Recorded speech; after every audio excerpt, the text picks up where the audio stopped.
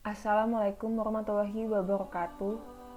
Kali ini kelompok kami akan menjelaskan materi tentang perbandingan dan ciri-ciri ekonomi syariah dengan ekonomi kapitalis dan sosialis yang beranggotakan saya sendiri Afeni Srina dan teman saya Alifa Syahra.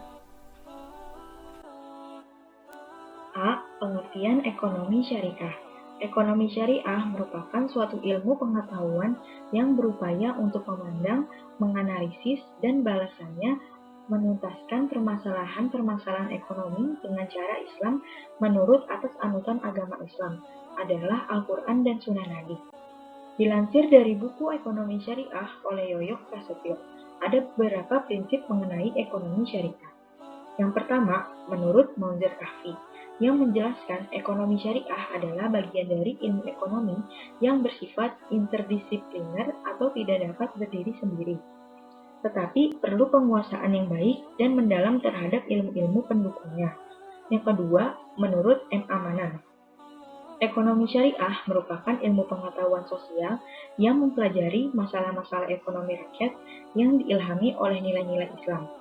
Artinya, definisi ekonomi syariah menekankan karakteristik komprehensif tentang subjek dan didasarkan atas nilai moral ekonomi syariah yang bertujuan mengkaji kesejahteraan manusia yang dicapai melalui pengorganisasian sumber-sumber alam berdasarkan kooperasi dan partisipasi. B. Ciri-ciri ekonomi syariah. Ciri-ciri ekonomi syariah yang pertama adalah ekonomi Rabbani. Ekonomi Rabbani diambil dari kata Rob yang berarti Tuhan. Sifat ini diantaranya adalah sumber landasan ekonomi syariah berasal dari Tuhan, dan juga peranan Tuhan tidak dapat dipisahkan dari kondisi pasar, serta tujuan dari sistem ini adalah mendapatkan ridho dari Tuhan. Dari Anas bin Malik, manusia mengatakan, "Wahai Rasulullah, harga barang naik, maka tentukan harga buat kami." Rasulullah bersabda, "Sesungguhnya Allah lah yang maha menentukan harga, yang maha menggenggam, dan yang maha membentangkan, lagi maha memberi rezeki. Dan aku mengharap ketika berjumpa dengan Allah, tiada satupun perkara di antara kamu yang menuntutku karena suatu kezaliman baik tentang darah atau harta." Dari hadis riwayat Abu Daud disahihkan oleh Syarih Al-Albani dalam Syahih Ibnu Majah 2200. Kemudian tujuan dari sistem ini adalah falah atau kesuksesan dunia dan akhirat yang mengharapkan ridho Tuhan Yang Maha Esa. 2. Ekonomi syariah terkait dengan akidah, syariah, dan akhlak. Ekonomi Islam adalah satu kesatuan dari ajaran Islam, sehingga dalam sistem perekonomiannya tidak bisa dilepaskan dari akidah, syariah, dan akhlak. Sehingga ketiga unsur tersebut menjadi landasan pada sistem perekonomian Islam. Jabir bin Abdullah radhiyallahu anhu berkata, bahwasanya Rasulullah Shallallahu alaihi wasallam bersabda, Allah Subhanahu wa taala merahmati seseorang yang memudahkan ketika menjual dan membeli, dan ketika menagih haknya dari orang lain.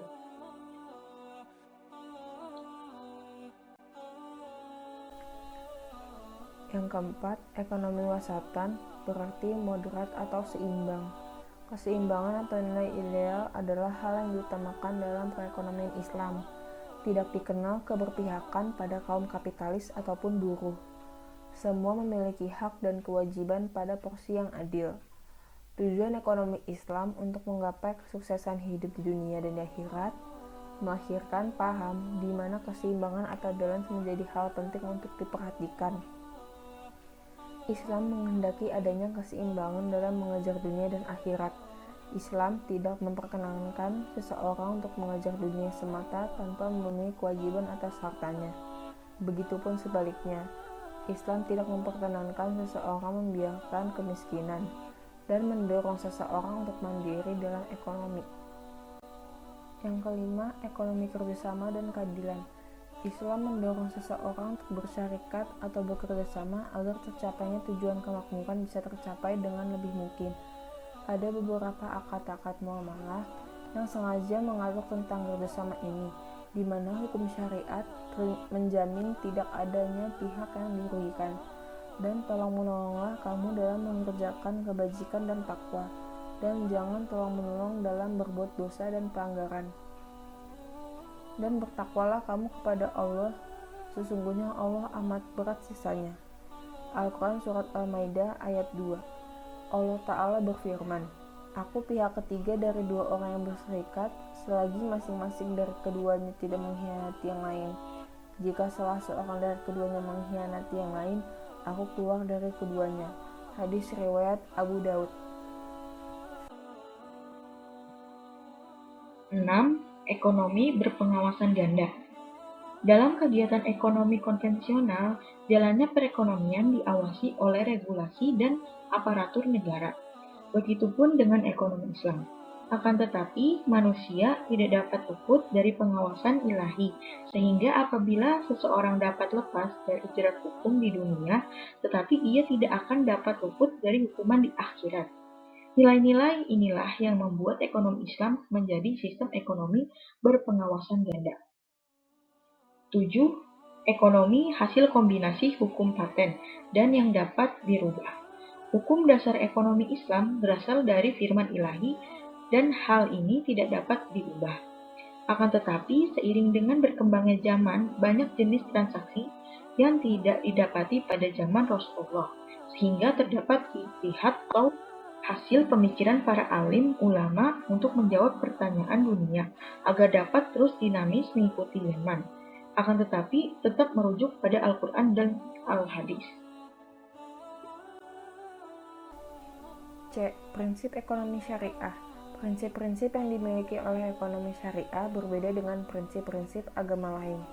Dalam ekonomi syariah, semua orang tanpa terkecuali boleh berusaha dan meraih apa yang diinginkan, serta menikmati hasil usahanya, dan memberikan sebagian kecil dari apa yang mereka dapat kepada orang lain dalam bentuk harta, baik barang atau uang yang tentunya halal.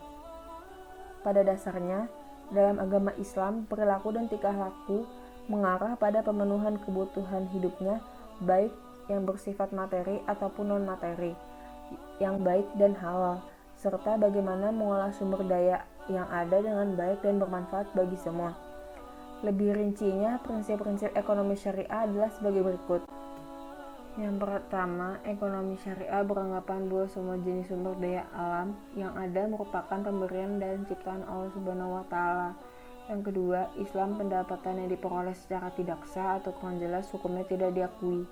Yang ketiga, Islam telah diajarkan untuk tidak bermalas-malasan untuk mencari rezeki.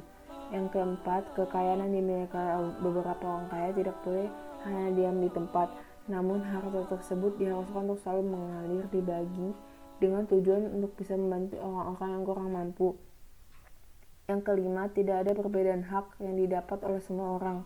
Yang keenam, seseorang muslim harus punya hati dan perasaan yang selalu taat dan tunduk kepada Allah. Yang ketujuh, sebagai umat muslim, kita diwajibkan untuk selalu membersihkan harta yang kita dapat. Yang kedelapan, semua kegiatan yang berhubungan dengan ekonomi dilarang mengandung unsur riba, ghar, zulum, dan unsur lainnya yang diharamkan menurut syara sedikit pun. Tujuan ekonomi syariah. Ekonomi syariah memiliki tujuan yang berbeda dengan ekonomi konvensional. Mungkin di konvensional tujuan utama adalah keuntungan secara pribadi. Namun dalam ekonomi syariah memiliki beberapa tujuan yang sangat mulia dan baik untuk semua. Yaitu yang pertama, menempatkan ibadah kepada Allah lebih dari segalanya. Tujuan utama dari ekonomi syariah adalah mencari ridha Allah, bukan semata-mata mencari keuntungan materi. Yang kedua itu ada mengembangkan kehidupan dunia dan akhirat. Tidak bisa dipungkiri bahwa kita melakukan aktivitas ekonomi karena ingin mendapatkan sebuah kemakmuran hidup di dunia, bisa memenuhi kebutuhan hidup, dan lain sebagainya. Yang ketiga itu meraih kesuksesan perekonomian yang diperintahkan Allah. Kegiatan ekonomi menurut pandangan Islam adalah suatu aktivitas yang mampu memberikan dampak baik kepada semua orang atau masyarakat. Yang keempat, menghindari kekacauan dan kerusuhan. Kita ketahui bahwa hampir semua negara yang memiliki kuasa penuh atas perekonomian adalah pemerintah negara tersebut. Dasar hukum. Setiap ilmu pengetahuan pasti ada dasar yang dijadikan acuan agar tetap berada dalam ajaran yang benar dan bisa memberi dampak baik bagi semua yang mempelajarinya. Demikian pula dengan ekonomi syariah yang memiliki beberapa dasar atau landasan hukum antara lain 1. Al-Quran. Tidak perlu diragukan lagi, sumber hukum Islam yang tertinggi adalah Al-Quran. Segala hal yang bernafaskan Islam pasti landasannya hukum nomor satunya adalah Al-Quran. Yang kedua itu ada hadis. Pada dasarnya hadis merupakan suatu hal yang berasal dari Nabi Muhammad, baik dari perkataan, perilaku, dan tindakannya. Yang ketiga itu ada ijma. Tidak hanya Al-Quran dan hadis saja yang dijadikan landasan hukum ekonomi syariah, yaitu ijma. Ijma adalah pendapat atau fatwa dari para ulama yang telah disepakati bersama dan tentunya tetap berlandaskan pada Al-Quran. 4. Ijtihad dan qiyas. Ijtihad merupakan salah satu aktivitas yang dilakukan oleh para ulama untuk melakukan musyawarah dan memecahkan peristiwa yang muncul dalam masyarakat.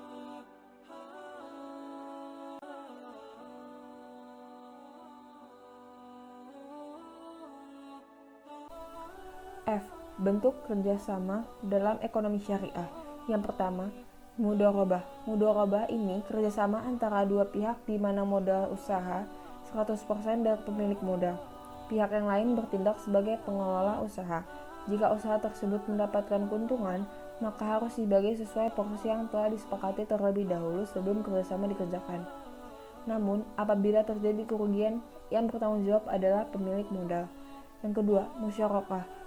Berbeda dengan mudharabah yang modalnya 100% dari pemilik modal, dalam musyarakah ini modal usaha diperoleh dari masing-masing pihak yang bekerja sama. Hal ini lebih mudah dilaksanakan karena untung rugi yang terjadi dihadapi bersama dengan ketentuan atau perjanjian yang sudah dibuat. Yang ketiga, al-muzarah. Al-muzarah ini adalah suatu kerjasama antara dua pihak atau lebih yang berfokus pada pengolahan lahan pertanian, yaitu antara pemilik lahan dan pekerja yang menggarap lahan pertanian tersebut. Pemilik lahan memberikan benih dan lahan tersebut untuk ditanam dan dirawat. Kelak hasil panen akan dibagi antara keduanya dengan persentase yang sudah dibicarakan disepakati. Yang keempat, al-muzaqah. Al-muzaqah ini bentuk kerjasama yang lebih sederhana dari al-muzarah, yakni pekerja lahan hanya bertanggung jawab untuk menyirami dan memelihara tanaman yang ditanam dengan menggunakan teknik dan peralatan tertentu. Setelah panen, si pekerja akan mendapatkan sebagian persen dari hasil panen.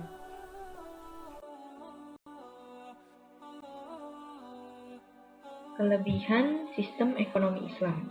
Yang pertama, menjunjung kebebasan individu. Yang kedua, mengakui hak individu terhadap harta. 3. Larangan menumpuk kekayaan. Yang keempat, jaminan sosial. Yang kelima, distribusi kekayaan. Yang keenam, ketidaksamaan ekonomi dalam batas yang wajar. Yang ketujuh, kesejahteraan individu dan masyarakat. Dan ada juga kelemahan sistem ekonomi Islam. Yang pertama, lambatnya perkembangan literatur ekonomi Islam. Yang kedua, tidak ada representasi ideal negara yang menggunakan sistem ekonomi Islam. Yang ketiga, pendidikan masyarakat yang materialisme. Yang keempat, praktik ekonomi konvensional lebih dulu dikenal. Yang kelima, pengetahuan sejarah pemikiran ekonomi Islam kurang. Manfaat ekonomi syariah. Apabila mengamalkan ekonomi syariah, maka datang manfaat yang besar untuk umat muslim. Yang mana manfaat ekonomi syariah yaitu 1. Terwujudnya integratis muslim yang khofah, sehingga Islam tidak setengah-setengah. Apabila ditemukan muslim yang tetap bergelut dan mengamalkan ekonomi konvensional, artinya menunjukkan bahwa keislamannya belum khofah. Yang kedua, menerapkan dan mengamalkan ekonomi syariah melalui lembaga keuangan Islam, baik itu bank, asuransi, pegadaian, ataupun baitul mal wat tamwil akan memperoleh keuntungan dunia dan akhirat. Yang ketiga, keuntungan di dunia dapat dari bagi hasil yang diperoleh. sedangkan keuntungan di akhirat adalah terbatas dari unsur riba yang diharamkan oleh Allah. Selanjutnya, praktik ekonomi yang didasarkan syariat Islam mengandung nilai ibadah karena sudah mengamalkan syariat Allah. Yang kelima, diamalkannya ekonomi syariah dengan lembaga keuangan syariah artinya mendukung kemajuan lembaga ekonomi umat Islam. Yang keenam, diamalkannya ekonomi syariah dengan membuka tabungan, deposito atau menjadi nasabah asuransi syariah artinya mendukung usaha pemberdayaan ekonomi umat. Karena dana akan dihimpun dan disalurkan dengan sektor perdagangan real. Yang ketujuh, diamalkannya ekonomi syariah artinya mendukung gerakan amal ma'ruf nahi mungkar. Karena dana yang terkumpul pada lembaga keuangan syariah hanya bisa disalurkan kepada usaha-usaha dan proyek yang halal.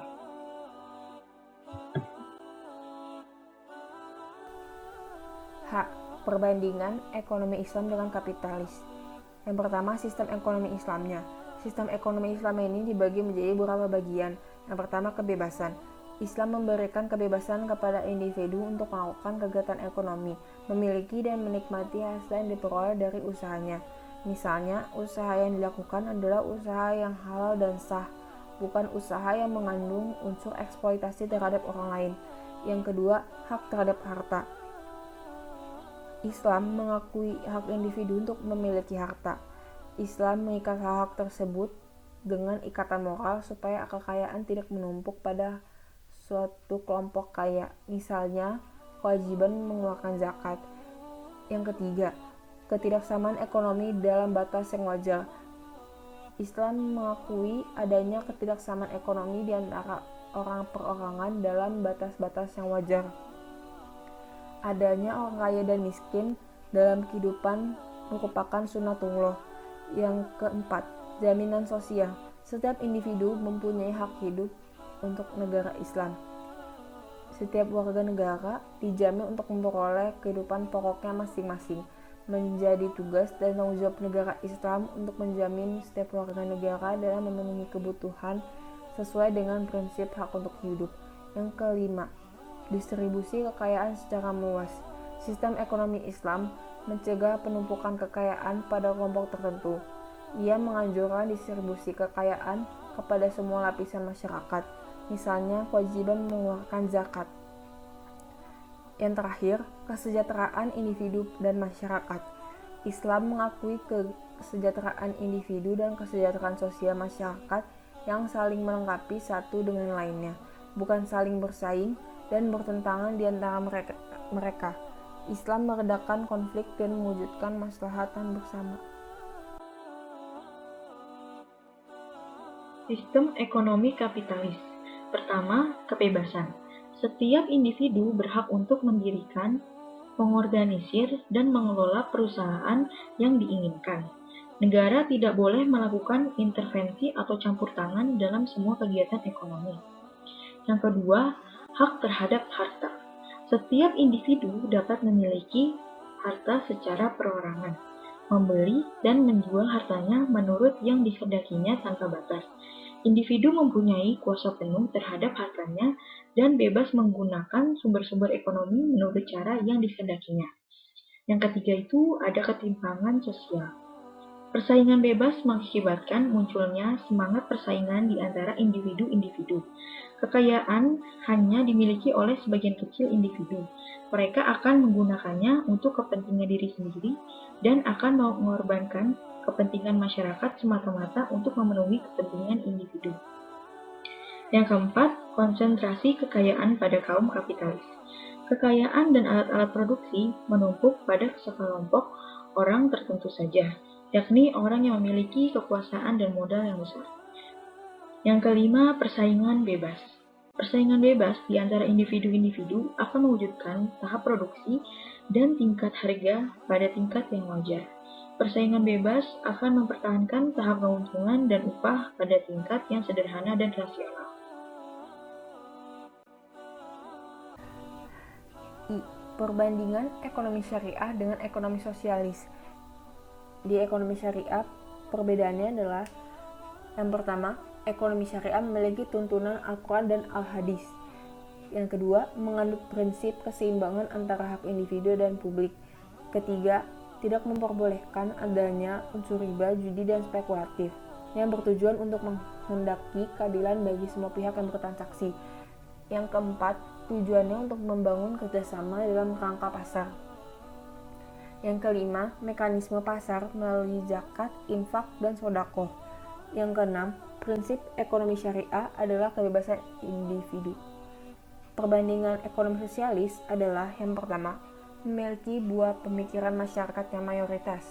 Yang kedua, ekonomi sosialisme menempatkan hak-hak negara di atas hak individu. Seluruh kegiatan ekonomi diatur oleh negara. Yang ketiga, untuk mendapatkan keuntungan duniawi di bawah kendali negara. Yang keempat, pembinaan moral etika dan potensi diri tidak diutamakan. Dan terakhir, prinsip ekonomi sosialis adalah disiplin politik. Sekian, terima kasih. Hanya ini yang bisa kami sampaikan dan jelaskan. Kurang lebihnya mohon maaf. Billahi taufik wal hidayah. Wassalamualaikum warahmatullahi wabarakatuh.